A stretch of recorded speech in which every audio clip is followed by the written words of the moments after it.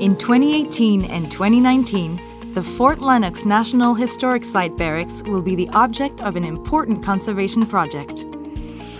It was built on clay soil, with a water table located a mere 3 feet under the surface. Over time, these conditions have caused some foundation stones to come loose, making the corners of the building sink into the ground.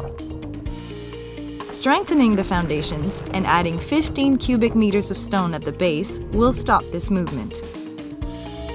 Also, large-scale excavation work will allow for the outdated drain under the surface to be replaced. Archaeologists will oversee the site during excavation to ensure that archaeological resources are not affected at any point.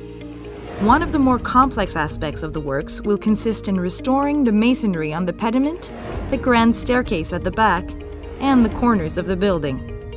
In order to preserve the integrity of the barracks, the entirety of the cut stones will be numbered, dismantled, restored, and reinstalled in their original place. In the same way, the 5 outdoor stone chimney stacks will be entirely reconstructed.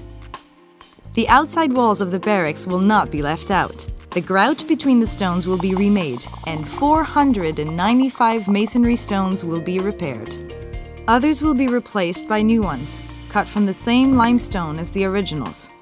At every step, nothing will be left to chance in the effort to preserve the architectural integrity of the building. All of the barracks windows will be painted.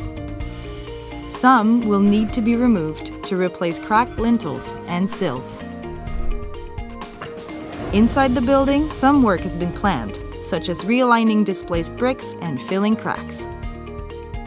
Conservation work at Fort Lennox aims to ensure the building's sustainability for the benefit of present and future generations, as well as to offer a brand new experience for visitors as early as 2020.